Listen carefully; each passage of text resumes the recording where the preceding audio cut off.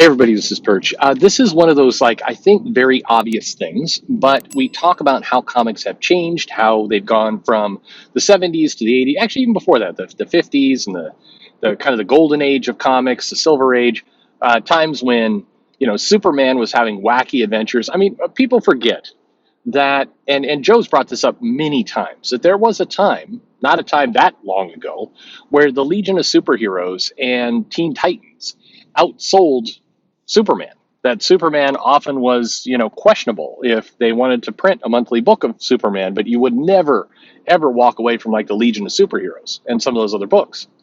What were things that were really common about the Golden Age and the Silver Age? Well, it's that kids read comics. The comics then were, I mean, they were all ages, but they were kind of 1950s all ages, where every now and then, somebody would, belt somebody else, or they'd be drinking and smoking. And I mean, that just was more common. Though what defines all ages is very weird now. You can't show Wolverine, say, smoking a cigar, but you can have a long discussion on trans rights for a book for, a kid that's 8.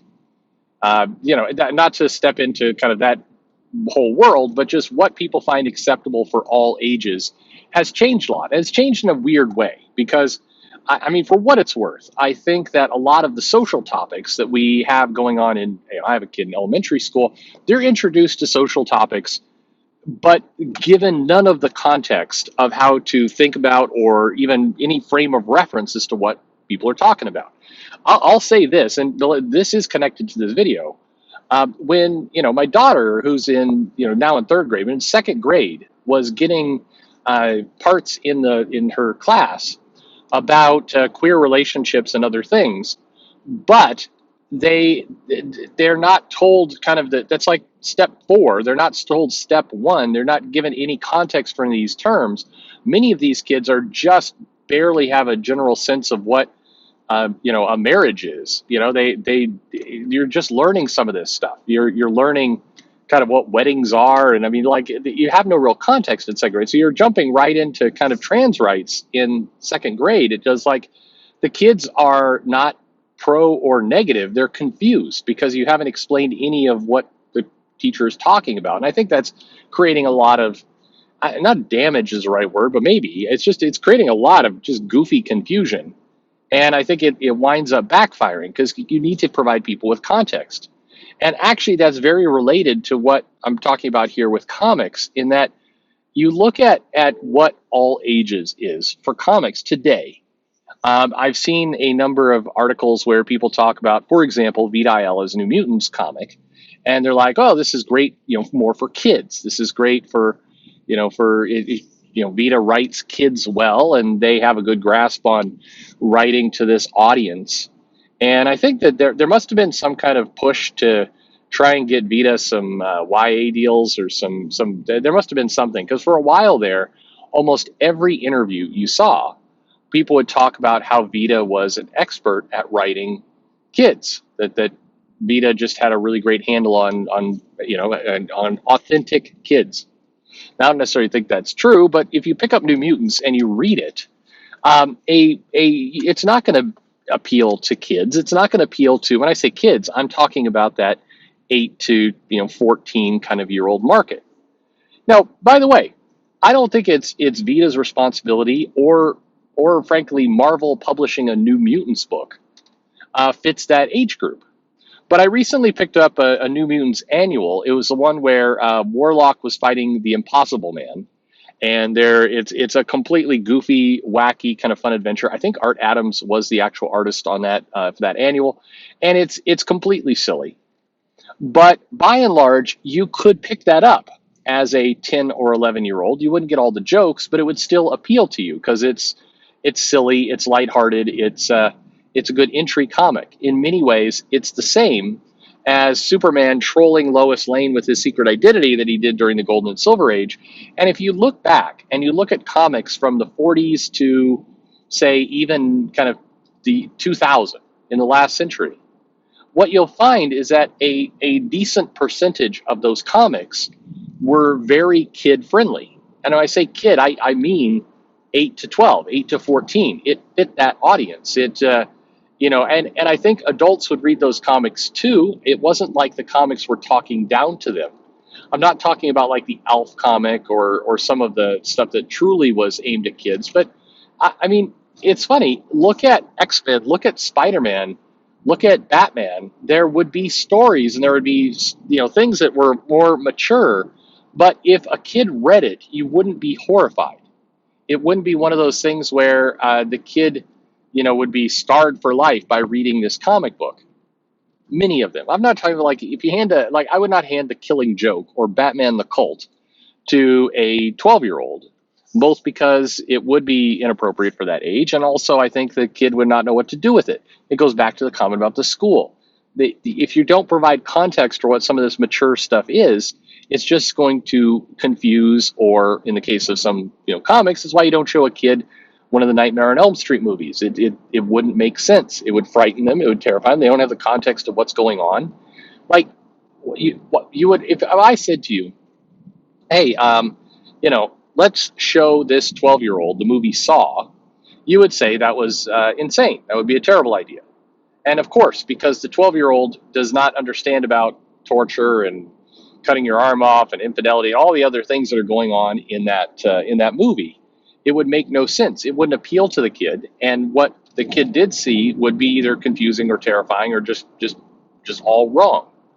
It's the same problem where in the schools, if they're teaching some social topics and they're not providing the framework of what any of these social topics mean, then it's a mess. I remember last year, the schools through remote learning were trying to talk about Black Lives Matter. But the problem is when they showed the visuals of people protesting in the streets, even when the protests were peaceful, even when it was just people in streets kind of marching down the street, if you are 6 or 7 years old, that is just, again, very confusing. You look at it, you're like, so is this a parade? No, it's about a policeman who killed a guy and by being on his neck. What? When you're 7 years old, that makes no sense. And so if you don't go through the steps of explaining what all these things are, if you just show these protest videos, if you just say, well, Black Lives Matter, it doesn't, the kids don't know what to do with that. And thus, when you look at comics today, here's the problem. You need to get kids into comics. You need the reason why the comic audience built up as successfully as it did is because during the 50s, 60s, 70s, 80s, 90s, you had plenty of content that kids could come in, read, get hooked on, and stick with the story. Today, when you look at the comics that are aimed at those kids, it doesn't make any sense. Pick up like the Unbeatable Wasp. If you are a 8, 9, 10-year-old, you're not going to know what to do with that comic. It doesn't make any sense. Not just the social issues that are being addressed there, but like the girls' autism and some of these other areas. Like a 9-year-old doesn't know what any of this stuff means. They're looking for basic excitement, basic heroism, basic concepts in this comic book. They're looking to be entertained. If you just start throwing in social topics and you say, this is for kids, it's your best hope is that they're just kind of bored and put it down.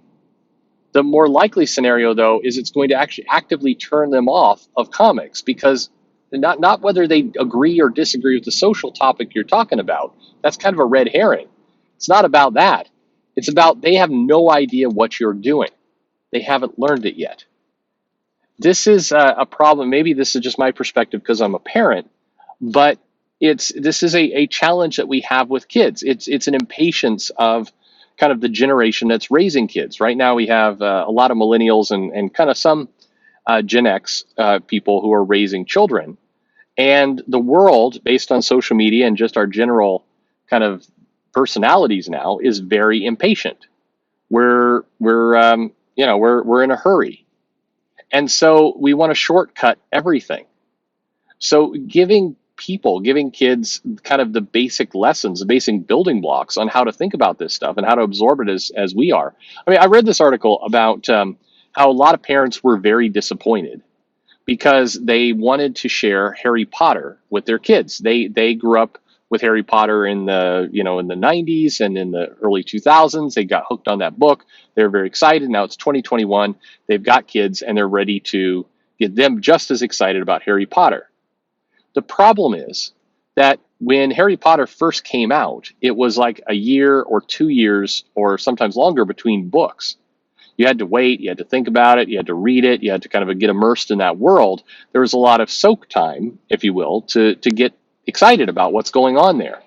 Also, a lot of people reading these books were, 16, 18, 20, maybe even older, reading these Harry Potter books.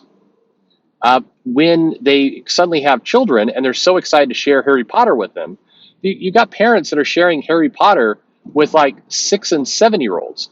First off, it's too young. The kid does not really know what to do with, racist wizard bigots and people dying and Dumbledore cutting his hand to wipe blood on. I mean, I'm with another parent. They're like, yeah, we got to that scene where Dumbledore had to do like a blood sacrifice to get into the chamber to, get this thing removed. And my kid just walked out of the room, wouldn't take it anymore. And I was devastated because I've been wanting to share Harry Potter for like 15 years with my kids, and they're rejecting it. It's like, yeah, because you're pushing it on them too quick, too fast, and you've given them none of the context of how to think about these stories. This is the challenge with comics right now. You do not have the equivalent of the golden or silver age of just goofy, fun adventures where Superman is just fighting villains and having wacky adventures. You're having to do too much. If you pick up Tom Taylor's new, the Superboy book. I'm blanking on. God, why am I blanking on the kid's name? John Kent, of course, John. Like John L. Why is I stuck with the L? Anyway, you take John Kent, you take this new Superman book, and John Kent is like, I need to do something more. Why didn't my dad help more? I'm going to go help some refugees. This book may appeal to people in their 20s, people in their 30s who understand some of these concepts. But the primary way you were able to hook readers before for things like Superman was you were getting people from, 10 to 15. And at that age, they are not quite understanding, or they don't have the context to really want to embrace a story where the son lectures his dad about not doing enough and then goes and helps refugees out of a fascist country. It doesn't work. I think that this is right now a huge gap. And there's so many different ways of how comics were written to appeal to that audience with thought bubbles and with other things, where it was designed to kind of engage a younger audience. And I can read the Dark Phoenix saga today. I can read Crisis today, and I don't feel like it's below me. I think it's still an enjoyable story. Everything else, I think it's great. However, I can also hand my 11-year-old daughter the Dark Phoenix saga, and she gets it, and she does get it, and she enjoys it, and she has a good time with that book. If I hand her the House of X Powers of 10, it loses her interest almost immediately. It's not written for her. It's written for an older group. And again, that's fine. I'm not saying all comics have to be this way, because in the 50s, 60s, 70s, 80s, 90s, all comics were not this way. There is definitely stuff for kids. There was definitely stuff for older audiences. Absolutely. I mentioned you have The Killing Joke and Watchmen. Those books came out during that time period. You wouldn't call those, YA or all ages books. But you had a healthy amount of books that did appeal to those, to that age group and that group. And that's the group that would read, ultimately mature into bigger books, get hooked, and do more. But today there's nothing really like that, or rather, very little. The style of writing has matured, and the people doing the writing, I think, like the Harry Potter audience, they're impatient. They want to just get to the reveal. They want to share something they love. But if you don't take them through the same steps that you went through, they're not going to have the same appreciation. They're not going to have the same love for the title. That's a major problem. And that's why you're seeing this big gap. And bluntly, that is one more reason why manga is doing well with that audience. You look at something, even again, something that has more horror type tones to it, like Demon Slayer, it appeals to that audience because it's written and structured in such a way that it makes sense. It didn't just immediately leap you into other things. I love One Piece. One Piece is absolutely all ages friendly to some extent. It definitely has fan service in it, but it's definitely, it appeals to that audience. Now that doesn't mean that we get to the what Innie's Lobby was it Innie's Lobby or it was right before Marineford. Anyway, we get the whole introduction of New Common Land, and we get a discussion about feminism and other things in that series. But you were 400 chapters in. You had done the groundwork to introduce these topics. When you get to some of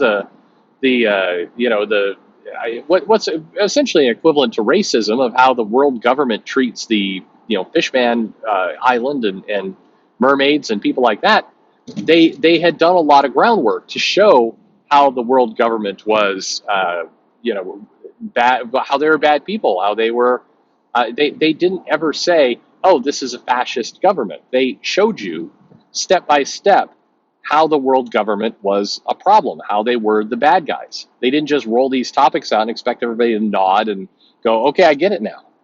And that's how you have to do it, especially when you're trying to appeal to an all ages or YA kind of audience. You have to give them context. Otherwise, you lose them. And I think that's exactly what's happening with comics today. You have a lot of writers that just really want to write about what they care about on Twitter, forgetting that the core part of their audience and the core part of their audience that they need to grow in order to make the entire business survive they're not on Twitter. They don't have the same things. They don't have the same concerns or worries or any of that. And as a result, you lose them. Anyway, let me know your thoughts in the comments below. Just a theory. It is what it is. Thanks for listening.